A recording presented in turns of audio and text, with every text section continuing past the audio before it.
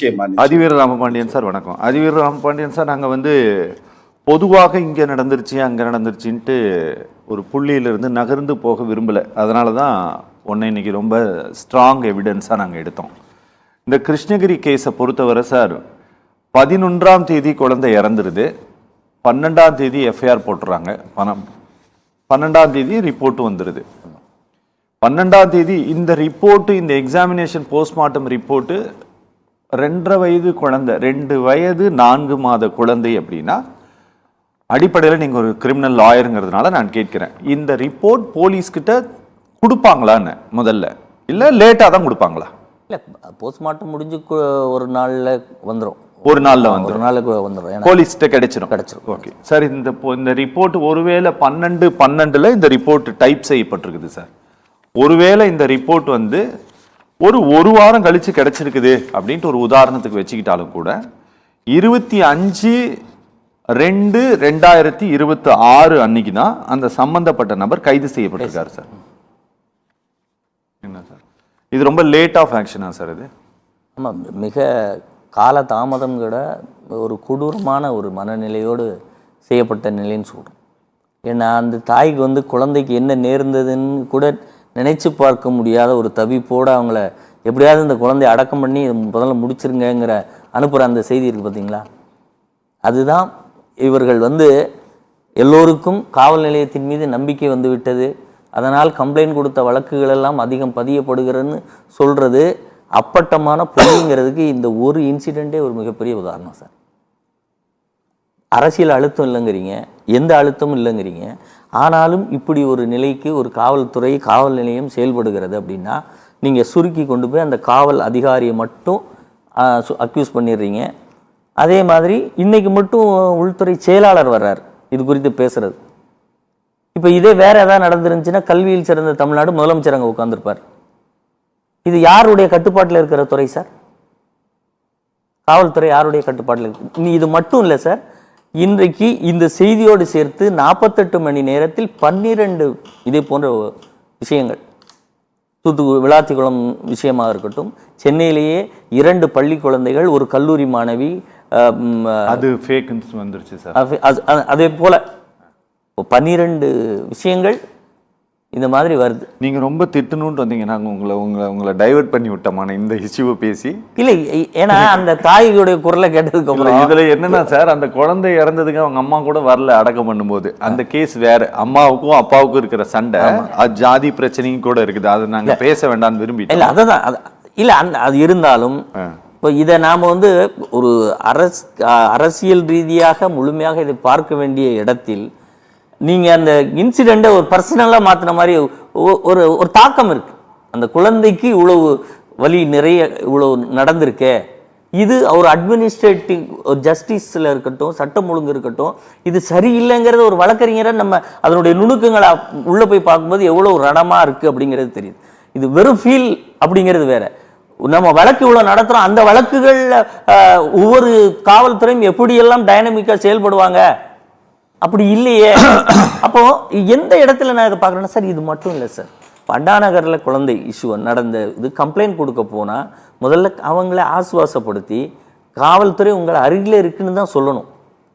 ஆனால் நீங்கள் போட்டிங்கன்னா பிரச்சனை வரும், நீங்கள் கோர்ட்டுக்கு வரணும், உங்கள் குழந்தைக்கு என்னெல்லாம் நடந்துச்சுன்னு கேட்பாங்க, என்னெல்லாம் பண்ணாங்கன்னு கேட்பாங்க. இதையெல்லாம் இப்படித்தான் கன்வின்ஸ் பண்ணுறோம். அதையும் மீறி தான் இவ்வளோ வழக்குகள் பதியப்பட்டிருக்கிறதே ஒழிய நீங்கள் நடந்த ஒவ்வொரு வழக்கிலும் கம்ப்ளைண்ட் கொடுத்த உடனே இந்த காவல்துறை எடுத்ததா எங்க சார் இருக்கு சார்? இந்த கேஸ்ல 12/12 இந்த ரிப்போர்ட் கொடுத்துட்றாங்க, எக்ஸாமினேஷன் ரிப்போர்ட். 25/2 கிட்டத்தட்ட ஒரு 70 நாள் கடந்துருதுன்னு வச்சுக்கோங்க, ஒரு 72 days ஆயிடுது. அதுக்கு பிறகுதான் அந்த யார் மேலே சந்தேகம் இருக்கோ அவரை வந்து கைது பண்ணுறாங்க. எந்த விசாரிக்காமல் பிடிக்காம உடனே அரெஸ்ட் பண்ணிடுவாங்களா சார்? அப்படியெல்லாம் கிடையாதுல்ல? இல்லை, இது சரியான விசாரணை இருந்து தான் அரெஸ்ட் பண்ணியிருக்காங்க. ஆனா இதை அரெஸ்ட் பண்றதுக்கு இவ்வளவு காலதாமதம் தேவையில்லை. இவ்வளவு புலனாய்வு, இவ்வளவு விஷயங்கள் கண்ணுக்கு முன்னாடி தெரிகிற போது, அது மேடம் சொன்ன மாதிரி டாக்குமெண்ட்ஸ் எல்லாம் விட்டுருங்க, அந்த குழந்தையோட பாடி அதே ஒரு எக்ஸிபிஷன் தானே சார். ஓகே, நான் ஒரு ஆண் இல்லை, ஒரு பெண் காவல்துறை அதிகாரி அதை பார்க்குற போது உடனே அவங்களுக்கு அந்த அந்த பளிச்சுன்னு தெரியும் இங்கே என்ன நடந்திருக்கு, காஸ் ஆஃப் டெத் என்ன. அப்போ அதை இவங்க கவனிக்கலைங்கிறத இவ்வளோ நாள் தவறலாங்க. இப்போ இதில் சொல்றாங்க இதில் அரசியல் தலையீடு இல்லைன்னு. ஆனால் இவர் ஒரு இளைஞரணியினுடைய ஒன்றிய செயலாளர் பொறுப்பாளர் இல்லை, குற்றம் சாட்டப்பட்டவர். அப்போ இதில் எப்படி அரசியல் தலையீடு இல்லாமல் இருந்திருக்கும் அப்படின்னு நம்ம நினைக்க முடியும்? ஒரு ஒன்றிய செயலாளர்ங்கிறது ஒரு கட்சியினுடைய கீ போஸ்ட் சார். அந்த கீ போஸ்ட்ல இருக்கிறவங்க அந்த ஆட்சி அதிகாரத்தோடு நேரடியாக சம்பந்தப்பட்டவங்க இல்லையா? அப்ப இப்படிப்பட்ட இது தொடர்ந்து இப்படிதானே சார் நடக்குது.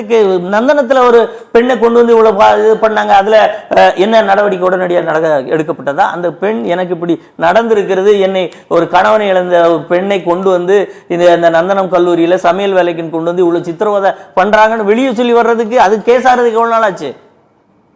இதெல்லாம் உடனே காவல்துறை உங்களுக்கு பக்கத்துல இருந்து போக்சோ இவ்வளவு நாட்கள்ல போக்சோ வந்ததே ஒரு 10-12 வருஷம் தானே சார் ஆகுது.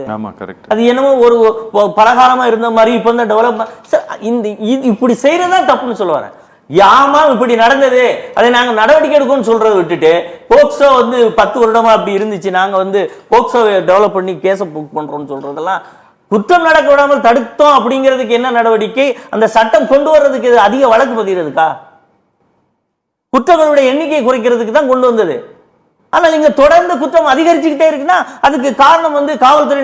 எந்த காவல் நீங்க இந்த எஃப்ஐஆர் ஆன எல்லார்ட்டையும் போய் கேளுங்க, எங்களுக்கு எந்தவித இடைஞ்சலும் பயமும் மிரட்டலும் இல்லாமல் இத்தனை எஃப்ஐஆரும் எங்களுடைய மனநிலையை சமாதானப்படுத்தி எங்களுக்கு ஆறுதல் கூறி எங்களுக்கு சைக்காலஜிக்கல் கவுன்சிலிங் கொடுத்து தைரியமா போடுங்க, இந்த அரசு பின்னாடி நிற்கும்னு ஒரு வழக்கு பதிஞ்சு பண்ண மாட்டாங்க சார்.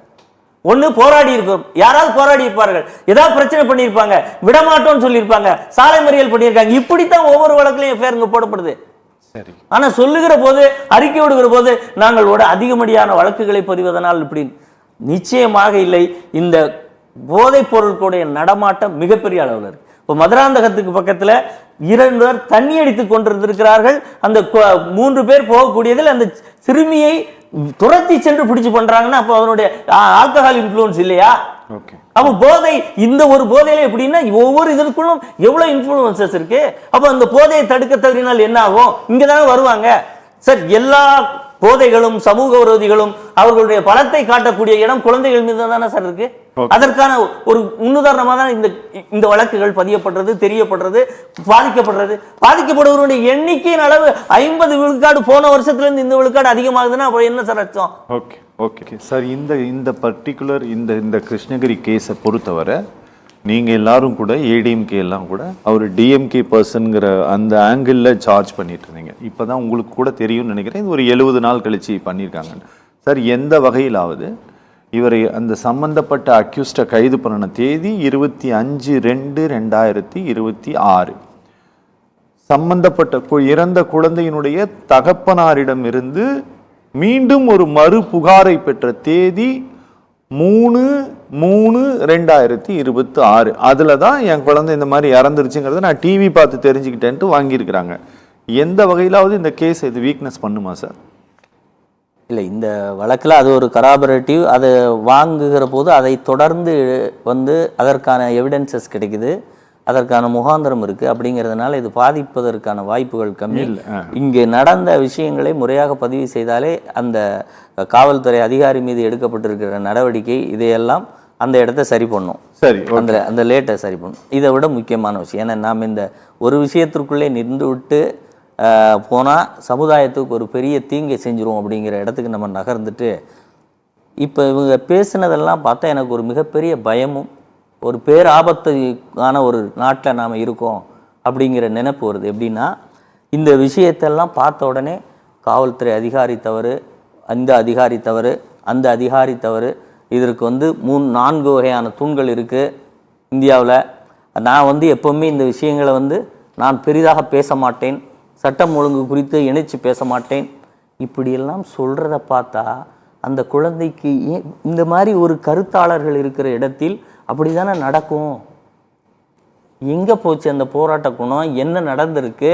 அப்படி நடந்திருக்கிறதுக்கு நீங்கள் NDPS வழக்கில் இவ்வளோ வழக்கு அதிகமாச்சே, அதுக்கு போக்சோக்கு அதுக்கும் சம்பந்தம் இருக்கா?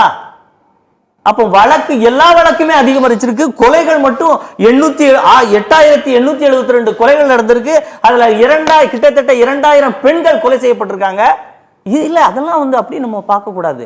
அது கொலைகள் நடந்திருக்கு, அந்த கொலைகள் நடந்தா வெளித்தெரிய வந்தா எஃப்ஐஆர் போடுவாங்க, அப்படி அமைதியா போயிடணும். அதுக்கு வந்து காவல்துறை உடைய அமைச்சர் என்ன செய்வார், முதலமைச்சர், அவருக்கு ஏதாவது நீங்க செய்தி ஊடகங்களில் சொன்னீங்கன்னா அப்படியா ஓகே வருத்தம் தெரிவிச்சுக்கிறேன் சாரின்னு சொல்வார். இது எவ்வளவு பெரிய மேம்பட்ட ஒரு ஜனநாயக முறை வழிமுறை. இது ஆட்சிக்கு பார்த்தீங்களா எவ்வளவு பூர்ணமான ஆட்சி சார். யாருமே எந்த பிரச்சனையும் பதட்டப்படுறாதீங்க, யாரும் பதட்டப்படாதீங்க, வெளியே பேசிடாதீங்க, தயவு செய்து வெளியே வந்து சொல்லிடாதீங்க. சொன்னாலும் டெக்னிக்கலாவே சொல்லுங்க.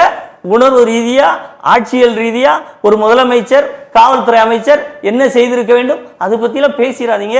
கள்ளக்குறிச்சியில் 60 பேர் இருந்தாங்களா, ஐயோ அது ஏதோ அவங்களெல்லாம் அப்படி ஒரு தனிப்பட்ட பழக்கம் வச்சிருக்கலாமா, சாராயம் குடிக்கிறது எவ்வளவு பெரிய தவறு அப்படின்னு சொல்லுவோம்.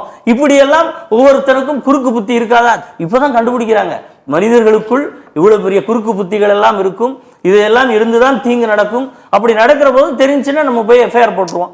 இது கவர்னன்ஸ். அதுக்கு பேரு சொசைட்டி எதை நோக்கி போகிறது, இந்த சொசைட்டிக்குள்ள செல்போன் எப்படி வந்திருக்கிறது, வந்த செல்போன் என்ன எதிர்வினை ஏற்படுத்தி இருக்கிறது, அதற்கு இந்த அரசு என்ன சர்வேலன்ஸ் கொடுத்திருக்கு, காவல்துறை எப்படி முடுக்கி விட்டுருக்கு, காவல்துறையில எக்ஸ்ட்ரா அதற்கான டிபார்ட்மெண்ட்ஸ் எல்லாம் ஏன் கொண்டு வந்திருக்கோம், வேடிக்கை பார்க்கறதுக்கா, அவங்களும் சேர்ந்து பரவாயில்ல நல்லா இருக்குன்னு பார்க்கறதுக்கா? இவ்வளவு வேலையும் செய்ய தவறிவிட்டு இதை அரசியல் படுத்தி விடாதீர்கள். ஐயோ இது வந்து திமுக அரசு இதுக்கு காரணம் மட்டும் சொல்லிடாதீங்க சார், அப்படிலாம் நாங்க சொல்ல மாட்டோம். என்ன சார் கதை விடுறீங்க?